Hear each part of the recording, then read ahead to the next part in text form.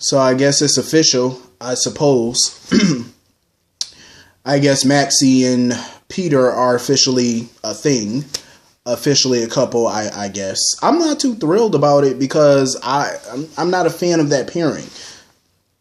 Not to say that I can't be a fan in the future, because look at Franco and Elizabeth. Everybody know in the beginning I wasn't a fan of that couple, but over time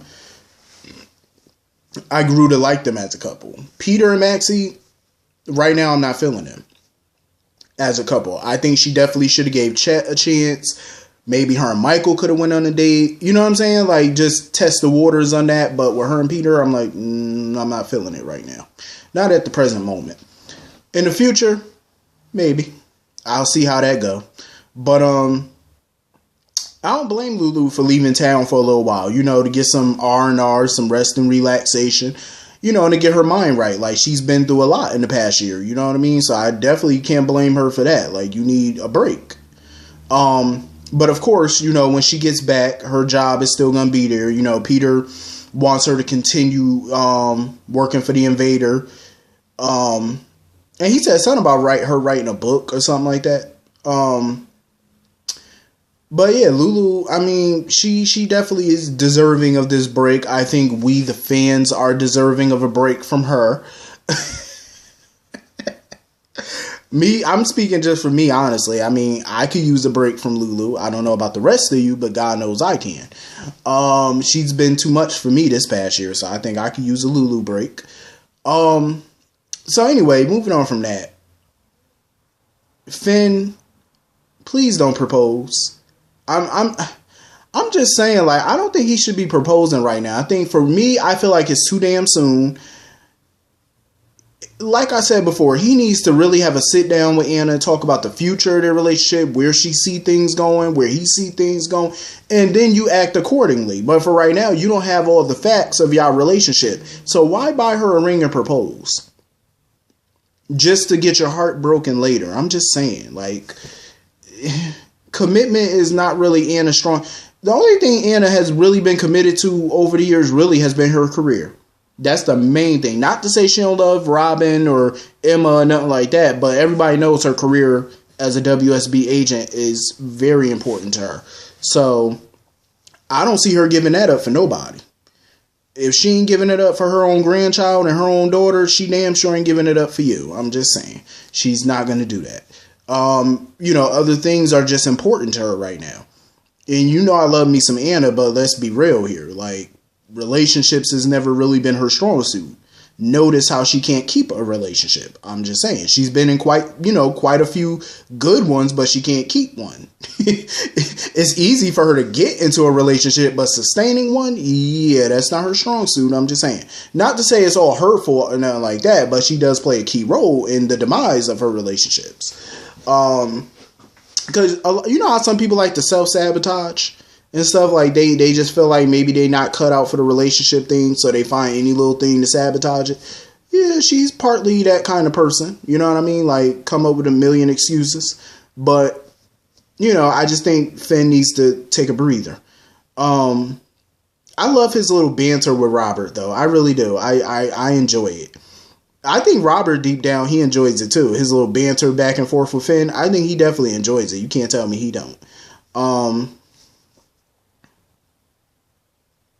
He enjoys it. I enjoy it.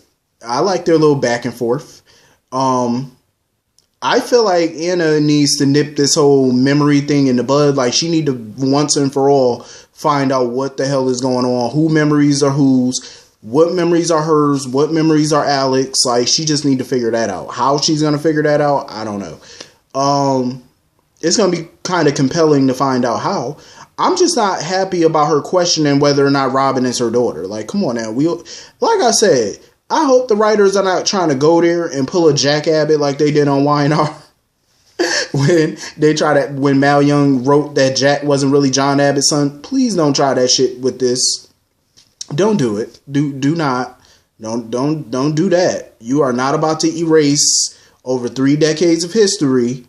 Don't try it. I'm telling you. If they do any type of DNA test and it comes back Anna is not Robin's mother, I promise you, there will not be a review from me until this is resolved. I'm dead serious. I'm not even joking. I'm dead serious because there's no way I'm going to sit through and review that crap. Hell to the no. No, not happening. But yeah, she just need to figure this out, like fix this. I don't know why she's so happy about Peter and Maxie though. I don't like. What are you so happy about? I'm not happy about it. I don't get why Anna's so thrilled about this little pairing. I'm not. Do I look happy? No, because I'm not. I'm not happy. Writers, y'all need to get this together. Who the hell is the head writers of the show? Chris Van Eaton and who was it? Chris and Gene, I want to say. Gene Passanti. Was it Gene Passanti? Is she still the co-head writer, or was it the other one? I know one of them retired. But they need to fix some of this mess that's going on here. Most of this episode basically revolved around the DOD and Shiloh. Like, you had basically Anna, Peter, Maxie, Lulu, Finn, Robert. They were all in this corner because all their storylines intersect with each other. So they were all over here. Then the other half of this episode was all DOD. From Alexis and Neil, Sonny, Jason, Sam and Christina, Chase and Willow. All of that was all DOD. So it was pretty much half today.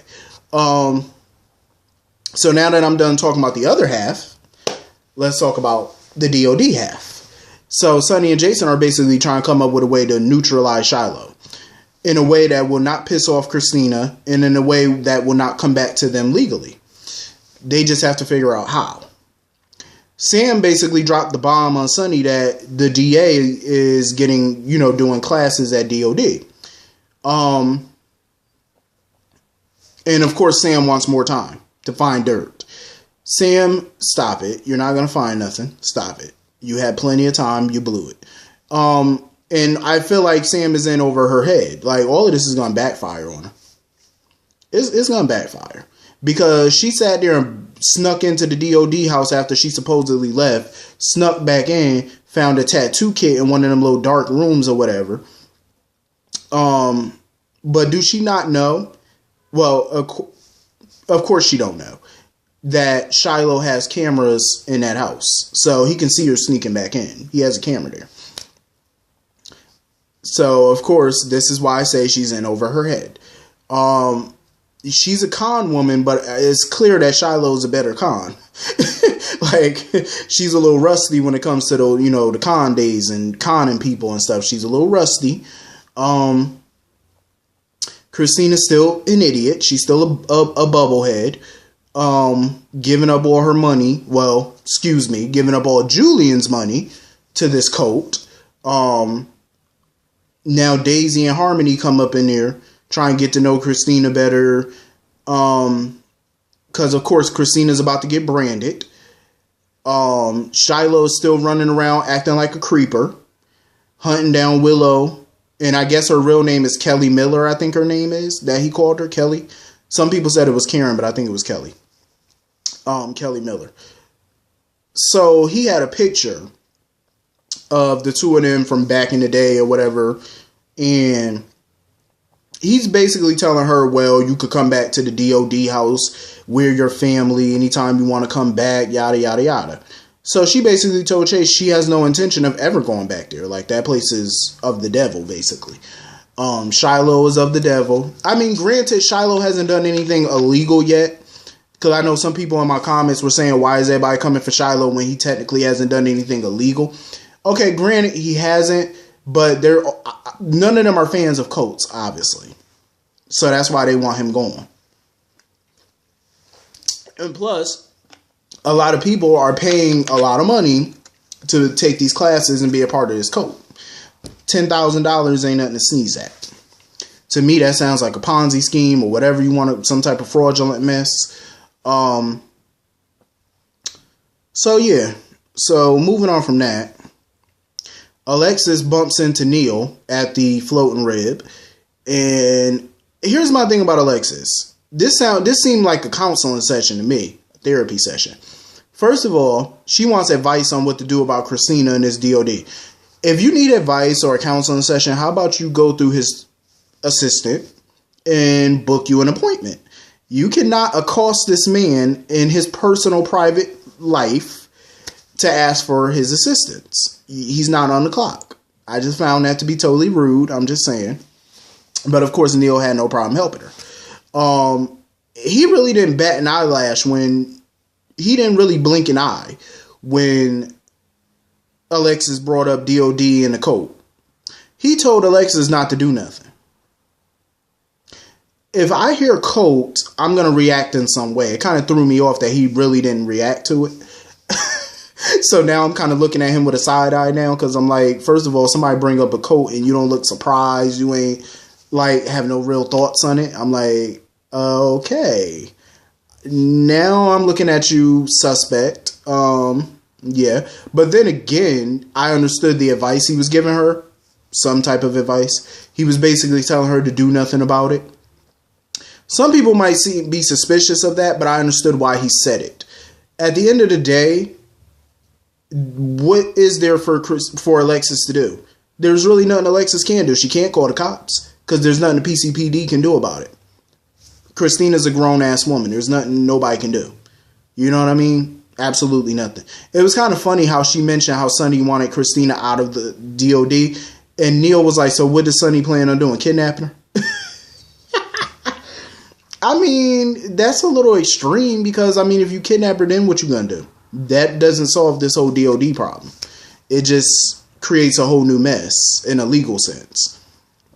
So, you know, I mean, what can anybody do? Jason, of course, wants to neutralize Shiloh and deal with the consequences later. I'm not surprised that's how Jason wants to handle things. I'm not shocked. I really wasn't shocked when Jason said that. When he told Sonny, let's just, you know, kill him basically and deal with the, you know, the fallout. That's typical Jason.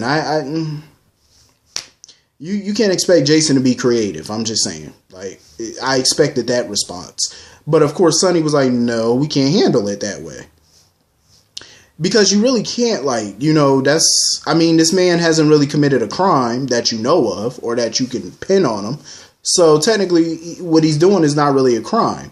So it's like killing an innocent person in a way, if you do go that route. Sonny was just basically like, you know, he's trying to apply his little mob rules to this. Like, oh, you know, it's like taking over a territory. You got to have everybody in place to run the town, which is true. But this is not the mob, though. Well, I understand why Sonny would think like a mobster. Hell, he is a mobster. But this situation is not the same as a rival mobster. So it's not really the same situation. That's why I kept saying, like, they have to go at it a different way. That's the only way to solve this problem. You just have to attack it from a different angle and think outside the box, be creative. But Sonny wants to do it a different way. So when Neil showed up to his office, I'm trying to figure out how the hell does Sonny know Neil. He needs Neil's help in getting Christine out the coat. I'm guessing he wants him maybe to deprogram her, give her some type of therapy to get up in her mind, whatever. You know how shrinks do. You know, get all up in your head and stuff like that and be all, you know, basically shrinking you. How that's going to work, I'm not too sure, but I'm interested to find out. This whole Shiloh mess, I'll be so happy when it's over. I wouldn't be surprised if they did a whodunit storyline with Shiloh. Because at this point, it seemed like most of the people in that town want him gone. So I don't know how they think that they're going to accomplish that. Other than to take him out like Jason suggested. But for a hitman, Jason, he's not all that creative. I'm just saying. Like, but I understand why he's thinking that way. Because when you're in the mob, that's how mafiosos handle business. If an enemy or they you know, a person who they perceive as an enemy come into their territory or their town and they don't like you, you go missing. So I can understand why Jason has that thought. But for this show, you kind of have to dumb down the mob a little bit and get a little creative. You know what I mean? Because think about it. The Zakaras were in town for years, and it took Sonny a long time to finally be rid of them. And a lot of that wasn't even Sonny's doing. It was somebody else's doing. So, I mean, think about it. Johnny's the one who finally killed Anthony. Michael's the one who killed Claudia. And Johnny ended up in prison for stuff that he was doing, illegal mess that he was doing, for the murder of Anthony and shooting out Anthony's tires and stuff that caused the accident that killed Hope and Cole's baby and killed Cole. So all of that stuff was, the Zakars basically kind of took themselves out with no help from Sonny and Jason at all. So they kind of eliminated themselves. Minus Claudia, of course, because Michael eliminated her. But yeah, it's like, you got to be a little creative with this. I'm just saying. But anyway, that was pretty much the episode. It wasn't nothing too spectacular. I guess Christina's the next one that's about to be branded. But hit the comment section. Let me know what y'all thought about this episode. I'll see y'all all later. Peace.